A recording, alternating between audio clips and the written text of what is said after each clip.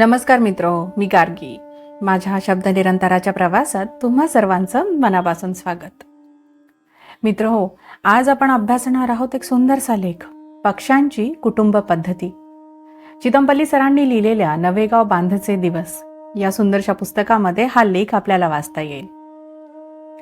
हा लेख दैनिक सकाळ रौप्य महोत्सवी वर्ष 2004 मध्ये प्रकाशित झाला होता. चला तर आपण सुरुवात करूयात लेखाला. पक्ष्यांची कुटुंब पद्धती. पक्षी जगत आणि त्यांच्या जीवनात जी विविधता, स्वभाव, वैशिष्ट्य आहेत तेवढी जगातील अन्य प्राणी सृष्टीमध्ये नसावीत. सृष्टी निर्मात्याचं खरं कौशल्य पक्षी जगतात दिसून येतं. पक्षी जीवनाचे अनेक पैलू आहेत. त्यांच्या हालचाली आणि उड्डाण, त्यांच्या पिसा पंखांचं अलौकिक सौंदर्य, त्यांची दृष्टी आणि आवाज ऐकण्याची क्षमता, त्यांची अन्न मिळविण्याची पद्धती, शत्रूपासून संरक्षण करण्याची रीत, त्यांची निवासस्थानं, त्यांची गाणी आणि भाषा, आपसातील लढाया आणि संघर्ष, अनुनय, घरटी बांधणं, अंडी उबविणं, पिलांचं संगोपन करणं, जीवन मरणाचं रहस्य, त्यांची अतर्क्य अशी वर्तणूक आणि गूढ असं स्थलांतर. त्यांच्या कुटुंब पद्धतीचं दर्शन घडतं ते विणीच्या काळात. त्यांच्या पारिवारिक जीवनात अद्भुत असं नाटक आहे. ते पाहण्यासाठी लपणात बसून मी त्यांचं अनेक तास निरीक्षण केलं आहे. याकरिता ज्या पक्ष्याचं निरीक्षण करायचे त्याच्या घरट्यानजीक कॅनव्हास कापडापासून तयार केलेलं लपण ठेवायला लागायचं. ते घरट्यापासून अंदाजे 20 मीटर दूर असायचं. घरटी बांधण्याला सुरुवात झाली की एखाद दिवस लपण तसंच राहू द्यायचं. नंतर 10 मीटर घरट्याच्या दिशेने हळूहळू सरकवायचं. या पद्धतीनं लपण घरट्यापासून 2 ते 3 मीटर राहू द्यायचं. मी निरीक्षणाला सुरुवात करण्यापूर्वी माझ्या सोबत्यासह लपणात प्रवेश करायचा. अशा वेळी पक्ष्यांचं आपणावर बारीक लक्ष असतं. नंतर काही वेळाने सोबती लपणातून बाहेर पडून निघून जायचा. पक्ष्यांना वाटे आता या लपणात कोणीच नाही, आपणाला कोणीही पाहत नाही असे समजून त्यांच्या नैसर्गिक हालचाली चालू असायच्या. मी निर्विघ्नपणे त्यांचं निरीक्षण करायचा. लपण मात्र गवत आणि फांद्यांनी झाकून टाकायचा. नवेगाव बांधाकाठी असलेल्या देव बाभळींचं प्रतिबिंब पाण्यामध्ये दिसतं. छत्रीसारखा विस्तार असलेल्या बारीक फांद्या पाण्यावर झोकलेल्या आहेत. मुंगूस, रानमांजर आणि हुदाळ्यासारखे पाखरांचे शत्रू तिथपर्यंत पोहोचणंच अशक्य. अशा अनुकूल क्षेत्रात एके दिवशी सुगरण पक्ष्यांचा थवा आला. बाभळीच्या बारीक फांद्यांवर बसून त्यांची ची ची चालू होती. पंखांची फडफड करीत त्या साऱ्या पक्ष्यांनी घरटी बांधायला सुरुवात केली. हिरव्या गवताच्या लांब पातीचे धागे चोचीतून आणून फांदीला गाठ मारण्यास सुरुवात केली. अनुभवी पक्ष्यांना ते सहज असं साध्य झालंही, परंतु नवागतांना मात्र ते जमेना. शेवटी निराश होऊन पात्याशिवाय चोचीनेच गाठ मारण्याचा सराव ती करू लागली. गाठ मारली की घरट बांधण्याचं पुढचं काम सोपं असे. डोक्यावर गर्द पिवळा रंग असलेली ही सारी पाखरं नर जातीची असत. गवताच्या धाग्यांनी घरटी विणण्याचं काम चालू असे. अशा वेळी मला संत कबीराच्या पदाची आठवण येई. झीनी झीनी बिनी चदरिया, काहे का ताना काहे की भरणी. सुरुवातीला मुठी एवढा गोलाकार, त्यामध्ये रुपया एवढं छिद्र. हे पक्षी त्यात चिखलाचे गोळे मांडीत, रंगीबिरंगी गारगोट्या ठेवीत, बहुरंगी फुलांच्या पाकळ्या चिटकवीत. असा झुलता बंगला आपल्या प्रियेसाठी ते सुसज्ज ठेवीत. एके दिवशी अकस्मात सुगरणींचा थवा येतो. त्या मात्र दिसायला सौम्य रंगाच्या. त्यांचं लक्ष नराकडे असतं. आत बाहेर घरट्याची पाहणी करून जिला जो खोपा पसंत पडतो त्याचा ती स्वीकार करते. अशा रीतीने तिने नराला वरलं की अर्धवट राहिलेलं घरट तो पूर्ण करतो. खोपा पूर्ण होताच मादी अंडी घालून त्यावर बसते.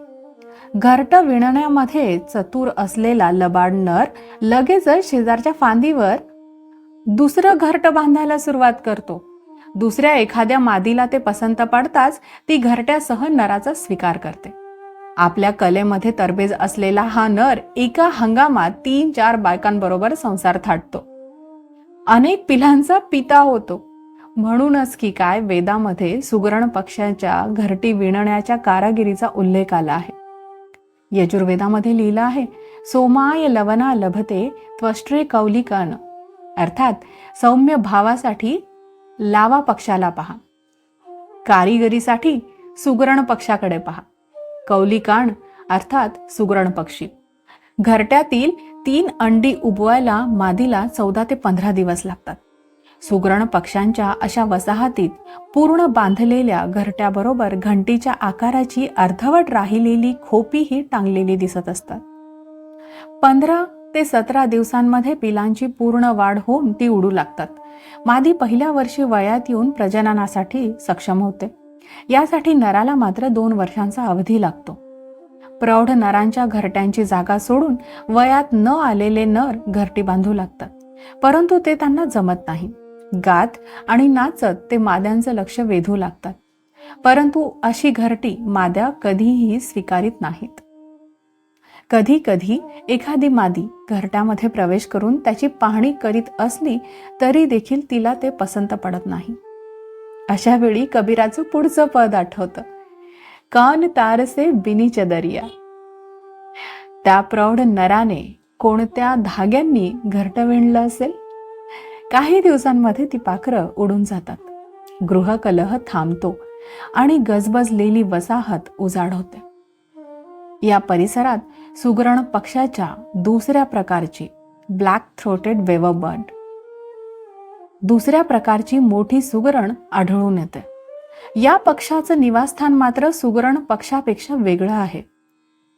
भात शेताच्या बांधाच्या पायथ्याला जी दलदल असते त्यामध्ये कोंक्षी नावाचं देवनळासारखं दिसणारं गवत विपुल वाढलेलं असतं. त्याची उंची अंदाजे 10 फूट असते.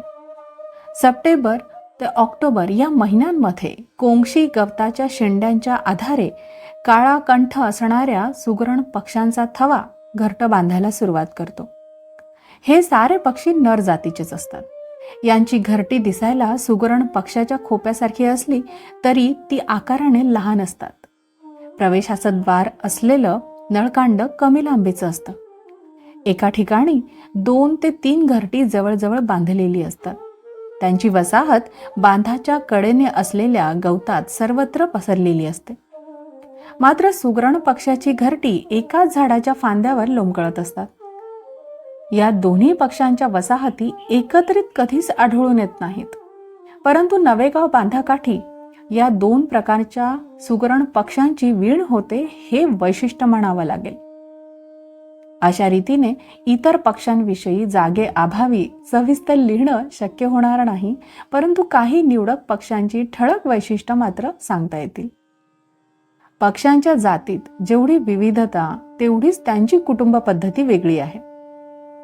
पाणपिपुली अर्थात जकाना आणि बटलावा अर्थात बस्टर्ड क्वाल या पक्ष्यांची मादी घरट्यात अंडी घातली की नरास वेठीस धरून त्याला अंडी उबविणं आणि पिलांचं संगोपन करण्यास भाग पाडते. ती मात्र दुसऱ्या नराबरोबर प्रियाराधन करण्यासाठी मोकळी होते. धनेश पक्ष्यांची मात्र वेगळीच तऱ्हा. त्यामध्ये मादी वृक्षाच्या ढोलीत स्वतःला कोंडून घेते. एक प्रकारची लाळ, शीट, पिसे आणि शेण यांच्या मिश्रणानं ती ढोली बंद करू लागते. नर चोचीतून मातीची लहान लहान ढेकळं आणून देतो. ती आतून आणि हा बाहेरून ढोली बंद करतात. फक्त आतून चोच तेवढी बाहेर येऊ शकेल एवढंच छिद्र ठेवतात. मादी पांढुरक्या रंगाची 2 ते 3 अंडी घालते. अंडी उबविताच मादी घरट्याचं कवच फोडून बाहेर येते. दोघं मिळून ते कवच पुन्हा बांधतात. आता दोघं मिळून पिलांचं संगोपन करायला लागतात. चातक, पावशा आणि कोकिळ या कुळातील पक्ष्यांना कौटुंबिक जीवनाचा अनुभव नसतो. हे उन्हाळ पक्षी मौज मजा करीत उडत असतात. त्यांची पिलं इतर पक्षी वाढवीत असतात. कलहंस पक्षी जोडी जोडीने एकाच थव्यामध्ये राहतात. सुंदर स्त्री मिळविण्यासाठी जी स्पर्धा पुरुषांमध्ये आहे तशीच जीवघेणी चढाओढ या पक्ष्यांमध्ये आहे. या थव्यातील एखाद्या रूपमती हंसीवर दुसराच नर भाळतो. तिला प्राप्त करून घेण्यासाठी त्याला तिच्या पतीबरोबर द्वंद्व युद्ध करावं लागतं. अशा भांडणात नवऱ्याची हार होते. कलहंसी प्रियकराबरोबर कलकलत निघून जाते. अशा गृहकलहामुळे थव्यातील स्वारस्य बिघडतं. तेव्हा शहाणे हंस अशा घटनेला प्रोत्साहन देत नाहीत. परंतु पक्ष्यांच्या कुटुंब पद्धतीतील पावित्र्य सारस पक्ष्यांनीच राखलं आहे. त्यांची जमलेली जोडी आयुष्यभर सोबत टिकते. ते दोघं निष्ठेने जगतात. दरवर्षी एकमेकांच्या पसंतीने घरटे बांधतात. मादी 2 अंडी घालते. ते दोघं आळीपाळीने अंडी उबवितात. पिलांना पंख फुटेपर्यंत मोठ्या वात्सल्याने वाढवितात. नराचं किंवा मादीचं निधन झालं तर एकटेच राहतात आणि विरहाने एक दिवस प्राणत्याग करतात. मित्रहो, सरांनी लिहिलेला हा लेख इथे संपतो. तसं तर पक्ष्यांची घरटी खूप वैविध्यपूर्ण असतात. क्लिष्टपणे लहानातला लहान पक्षी सुंदर अशी घरटी विणू शकतो. या कलाकृतीला तयार करण्यासाठी लागणारं कौशल्य आणि अंतःप्रेरणा मनाला आनंद देते. मित्रहो, आता मी आपली रजा घेते. आपण लवकरच भेटू एका सुंदरशा लेखासोबत, एका सुंदरशा पुस्तकासोबत.